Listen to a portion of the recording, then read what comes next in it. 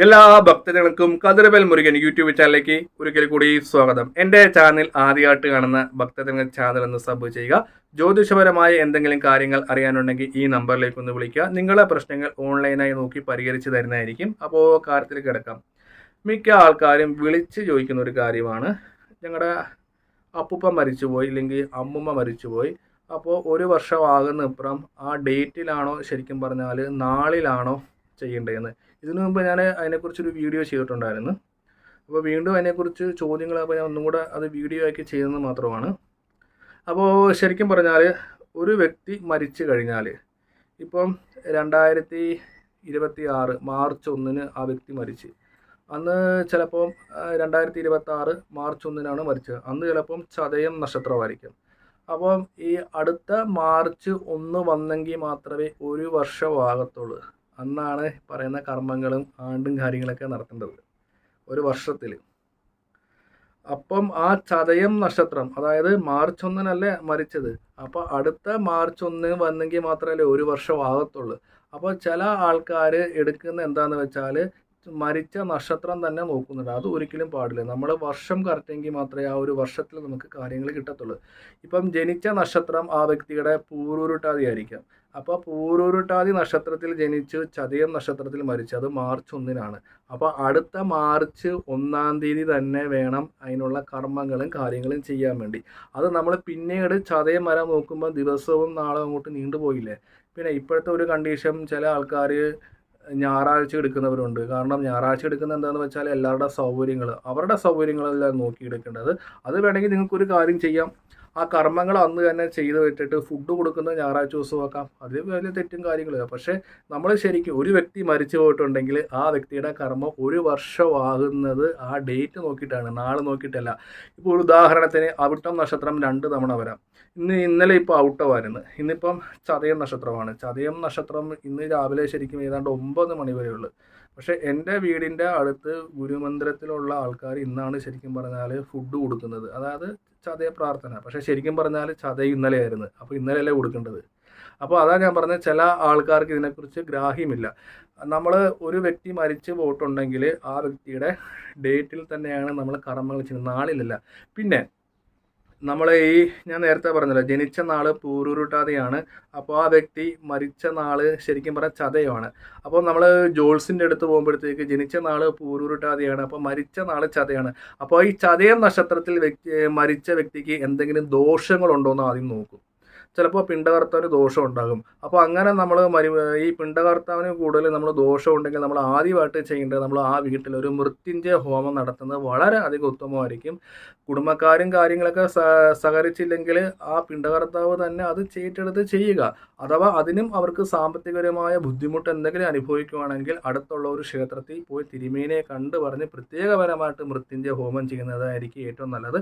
പിന്നെ അടുത്തൊരു കാര്യം, നമ്മുടെ ഇതിൽ വരുന്ന ഒരു കാര്യമാണ്, മരിച്ചു കഴിഞ്ഞാൽ ആ ആത്മാവിനെ അവിടെ കൊണ്ടെടുത്തും ഇവിടെ കൊണ്ടും. അതൊരു തെറ്റായ ഒരു കാര്യമാണ്. ഒരു ആത്മാവിനെ നമ്മൾ തടഞ്ഞു വെച്ച് നമ്മൾ ഇരുത്താൻ പാടില്ല. അതിൻ്റെ കാര്യം ഞാൻ ഇപ്പോൾ പറഞ്ഞു തരാം.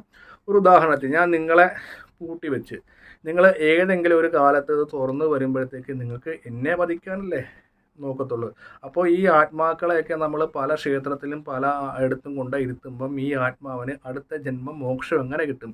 മിക്ക ആൾക്കാരും നോക്കിക്കുമ്പോൾ പറയുന്ന ഒരു കാര്യമാണ്, ഞങ്ങൾക്ക് പിതൃദോഷം ഉണ്ടെന്ന് പറയും. അപ്പോൾ ഈ ആൾക്കാർ പറയുമോ, ഞങ്ങൾക്ക് പിതൃദോഷമൊന്നുമില്ല, അച്ഛന് വേണ്ടി എല്ലാ കർമ്മങ്ങളും കാര്യങ്ങളൊക്കെ ഞങ്ങൾ ചെയ്യുന്നതാണ്, അപ്പോൾ പിന്നെ ഈ ദോഷം എങ്ങനെ ഉണ്ടായി? അപ്പം നമ്മൾ ശരിക്കും പറഞ്ഞാൽ ഈ മരിച്ചുപോയ ആത്മാവിനെ കൊണ്ട് ഇരുത്താതെ നമ്മൾ എന്ത് ചെയ്യണം? നമ്മൾ പുണ്യസങ്കേതത്തിൽ പോയി ബലിയിട്ട് അവരെ വിഷ്ണുവിലേക്ക് ലഭിക്കുക. ഹൈന്ദവ വിശ്വാസപ്രകാരം മഹാവിഷ്ണുവിലേക്കാണ് നമ്മൾ ഈ ആത്മാവിനെല്ലാം മോശമായിട്ട് വിടുന്നത്. കാരണം ഈ പ്രതികർമ്മങ്ങൾ ചെയ്യുന്നത് ഏറ്റവും ഉത്തമം കടൽ തീരത്താണ്. ഉപ്പ്, അത് സയൻസ് പരമായിട്ട് അതിൽ ഒത്തിരി കാര്യങ്ങളുണ്ട്. മഹാവിഷ്ണു ശയിക്കുന്നത് കടലിൽ തന്നെയാണ്. അതുകൊണ്ടാണ് പാപനാശിനി, അതേപോലെ തന്നെ നമ്മൾ ഈ കടൽ തീരത്ത് ബലിയിടുന്നതായിരിക്കും ഏറ്റവും കൂടുതൽ ഉത്തമം. ഇപ്പോൾ കടലില്ലാത്തവർക്കൊക്കെ അവിടെ ചെന്ന് പോകാൻ പറ്റത്തില്ലല്ലോ. അപ്പോൾ അതുകൊണ്ട് നമ്മൾ സാധാരണ ആചാര്യന്മാർ പറഞ്ഞേക്കുന്ന ഒഴുക്ക് ജലാശയങ്ങളിൽ ചെയ്യാം. പക്ഷേ ഏറ്റവും സയൻസ് പരമായിട്ട് പറയുകയാണെങ്കിൽ ഏറ്റവും ഈശ്വര സങ്കല്പം എന്ന് പറഞ്ഞാൽ കടലിൽ മഹാവിഷ്ണു കുടികൊള്ളുന്നു, അതായത് പാൽക്കടലിൽ സ്ഥിതി ചെയ്യുന്നു. അപ്പോൾ വിഷ്ണു സങ്കല്പത്തിലാണ് നമ്മൾ ഈ കർമ്മങ്ങളും കാര്യങ്ങളും ഒക്കെ ചെയ്യുന്നത്. അപ്പോൾ ഒരു ആത്മാവിനെയും പല പല ക്ഷേത്രത്തിൽ കൊണ്ട് ഇരുത്താതിരിക്കുക. അങ്ങനെ ചെയ്തിട്ടുണ്ടെങ്കിൽ വളരെയധികം ദോഷമാണ്. നമ്മൾ ഈ ആത്മാവിനെ മോക്ഷം കൊടുത്ത് അടുത്ത ജന്മത്തിൽ പോയെങ്കിൽ മാത്രമേ നമുക്കും ശാന്തി സമാധാനം ഉണ്ടാകത്തുള്ളൂ. ഇല്ലെങ്കിൽ ഈ ആത്മാവിൻ്റെ പ്രശ്നം കൊണ്ട് നമുക്ക് ജോലിയിൽ തടസ്സം ഉണ്ടാകാം, കുട്ടികൾക്ക് പഠന കാര്യങ്ങൾ, നമ്മൾ എവിടെ ചെന്നാലും നമുക്ക് സൗകര്യമില്ല. അതായത് ലക്ഷക്കണക്കിന് സ്വത്തിനുടമയാണെങ്കിൽ രാത്രി കിടന്ന ഉറക്കം വരത്തില്ല, മനസ്സെപ്പോഴും നീറിക്കൊണ്ടിരിക്കുക. ഈ ആത്മാവിനെ കൊണ്ടിരുത്തരുത്. മരിച്ചു കഴിഞ്ഞാൽ ഒരു ആത്മാവിനെ കൊണ്ടിരുത്തരുത്. പിന്നെ രണ്ടാമത്തെ കാര്യം, ഒരു വ്യക്തി മരിച്ചുപോയി. ഒരു വ്യക്തി, ഞാൻ നേരത്തെ പറഞ്ഞല്ലോ, ആ വ്യക്തി പൂരുരുട്ടാതി നക്ഷത്രത്തിലാണ് ഉള്ളത്, പക്ഷെ ചതയ നക്ഷത്രത്തിലാണ് മരിച്ചത്. പക്ഷേ നമ്മൾ മരിച്ചുപോയ വ്യക്തിയുടെ കർമ്മങ്ങൾ ചെയ്യേണ്ടത് ജനിച്ച നക്ഷത്രത്തിൽ തന്നെയാകണം. മരിച്ച നക്ഷത്രത്തിൽ ആരും കർമ്മങ്ങൾ ചെയ്യരുത്. ഒരു വ്യക്തി, ഇപ്പോൾ രാധാകൃഷ്ണൻ എന്ന് പറഞ്ഞ വ്യക്തി പൂരുരുട്ടാതി നക്ഷത്രത്തിൽ പൂരുരുട്ടാതി നക്ഷത്രമാണ് ജന്മനക്ഷത്രം. പക്ഷേ ആ വ്യക്തി മരിച്ചത് ചതയ നക്ഷത്രത്തിലാണ്. പക്ഷേ ഭക്തജനങ്ങൾ ഇവിടെ മിക്ക ക്ഷേത്രങ്ങളിലും മരിച്ച നക്ഷത്രത്തിലാണ് അവർക്ക് വേണ്ടി കർമ്മങ്ങൾ ചെയ്യുക. മരിച്ച നക്ഷത്രമൊന്നും നമ്മൾ നോക്കുന്നത് എന്തെന്ന് വെച്ചാൽ ആ നക്ഷത്രവുമായി ബന്ധപ്പെട്ട് ദോഷങ്ങൾ ഉണ്ടെന്നറിയാൻ വേണ്ടിയാണ്. ഇപ്പം ബലി നക്ഷത്രങ്ങളുണ്ട്. ഇപ്പോൾ ഔട്ടം നക്ഷത്രത്തിൽ മരണം സംഭവിച്ചിട്ടുണ്ടെങ്കിൽ തീർച്ചയായിട്ടും ആ കുടുംബത്തിലുള്ള 5 മരണം ഉറപ്പാണ്. കാരണം ബലി നക്ഷത്രങ്ങളുണ്ട്, 5 ബലി നക്ഷത്രങ്ങളുണ്ട്. അപ്പോൾ ഔട്ടം നക്ഷത്രം ഒരു ബലി നക്ഷത്രമാണ്. അപ്പം നമ്മൾ ജോത്സ്യൻ്റെ അടുത്ത് പോകുമ്പോഴത്തേക്ക് ജോത്സ്യൻ നോക്കി ഏത് നക്ഷത്രത്തിലാണ് ജനമെന്ന് ജോത്സ്യൻ എഴുതിയെടുക്കും. ഏത് നക്ഷത്രത്തിലാണ് മരിച്ചത്. ഇപ്പോൾ ഔട്ടം നക്ഷത്രമാണെങ്കിൽ അത് മരിക്കാനുള്ള സംഭവങ്ങൾ എന്താണ്, ഇല്ലെങ്കിൽ ഏത് വിധത്തിലുള്ള ദോഷങ്ങളാണ്, മനസ്സിലായ? അപ്പം ആ ദോഷങ്ങൾ നോക്കുന്നതാണ് ശരിക്കും പറഞ്ഞാൽ മരിച്ച നക്ഷത്രം. പക്ഷെ ആ ഒരു വ്യക്തിക്ക് കർമ്മം ചെയ്യേണ്ടത് ഏതാണ്, ജനിച്ച നക്ഷത്രം. അപ്പോൾ നമ്മൾ വാവിൻ്റെയൊക്കെ അന്ന് ഇല്ലെങ്കിൽ ചാവൂട്ട് പല രീതിയിലുള്ള കർമ്മങ്ങളുണ്ട്. അപ്പോൾ അതൊക്കെ ആ വ്യക്തിയുടെ, ഇപ്പോൾ രാധാകൃഷ്ണൻ പൂരുരുട്ടാതി നക്ഷത്രത്തിലാണ് ജനിച്ചെങ്കിൽ ആ ജനിച്ച നക്ഷത്രത്തിൽ തന്നെ ആയിരിക്കണം അവർക്ക് കർമ്മങ്ങളും ചെയ്യേണ്ടത്, മരിച്ച നക്ഷത്രത്തിലല്ല. പിന്നെ നമ്മുടെ വിശ്വാസപ്രകാരം നമ്മൾ വാവിനൊക്കെ മരിച്ചവർക്ക് വേണ്ടി നമ്മുടെ വിശ്വാസപ്രകാരം നമുക്കവിടെ എന്താ പറയുക, അവർക്കുള്ള ആഹാരങ്ങൾ വെക്കാം. ചിലവർ ഇറച്ചി മീനൊക്കെ വെക്കുന്നുണ്ട്. അവരുടെ യുക്തിയാണ്. അവർ ജീവിച്ചിരിക്കുമ്പം കഴിച്ച ആഹാരങ്ങളൊക്കെ നമുക്ക് വെച്ച് കൊടുക്കാം.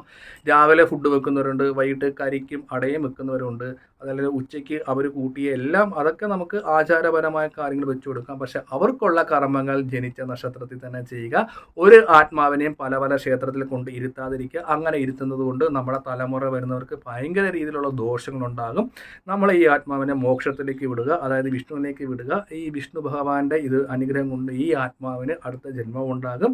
നമ്മൾ ഈ ആത്മാക്കളെ പിടിച്ചു വെച്ച് അവർക്ക് ജന്മം ഉണ്ടാകത്തില്ല. ആത്മാവ് അവിടെ നിന്ന് നമ്മളെ ശപിച്ചുകൊണ്ടേയിരിക്കും. നമ്മൾ എത്ര വഴിപാടുകളും പൂജകളും ചെയ്താലും പിതൃദുരിതം നമുക്ക് മാറാതെ നിൽക്കും. അതുകൊണ്ട് ആരെങ്കിലുമൊക്കെ ഇങ്ങനെ മരണസംബന്ധമായ എന്തെങ്കിലും ഉണ്ടെങ്കിൽ നമ്മൾ ഉടൻ തന്നെ എന്ത് ചെയ്യണം, ഒരു ക്ഷേത്രത്തിലും കൊണ്ട് ഇരുത്താതിരിക്കുക. ഇരിക്കുന്നത് ഏറ്റവും വലിയ തെറ്റാണ്. രണ്ടാമത്തെ കാര്യം പറയുകയാണെങ്കിൽ ജനിച്ച നക്ഷത്രത്തിലാണ് മരിച്ചുപോയ ആൾക്കാരുടെ കർമ്മങ്ങൾ ചെയ്യാൻ കഴിവതും നമ്മൾ ആണ്ട് അങ്ങനെയുള്ള കാര്യങ്ങൾ ആ ഡേറ്റിൽ തന്നെ എടുക്കുക. മരിച്ച നക്ഷത്രം നോക്കിയിരുന്ന് ആണ്ട് നടത്തരുത്. അത് പ്രത്യേകം ശ്രദ്ധിക്കുക. കൂടുതൽ അറിയാനുണ്ടെങ്കിൽ ഒന്നെങ്കിൽ കമൻറ്റ് ചെയ്യുക, ഒന്നെങ്കിൽ എന്നെ ഒന്ന് ഫോൺ വിളിക്കുക. അതിനുള്ള മറുപടികൾ ഞാൻ പറഞ്ഞു തരുന്നതായിരിക്കും. ജ്യോതിഷപരമായ എന്തെങ്കിലും കാര്യങ്ങൾ അറിയാനുണ്ടെങ്കിൽ ഈ നമ്പറിൽ വിളിക്കുക. നിങ്ങളുടെ പ്രശ്നങ്ങൾ ഓൺലൈനായി പരിഹരിച്ച് തരുന്നതായിരിക്കും.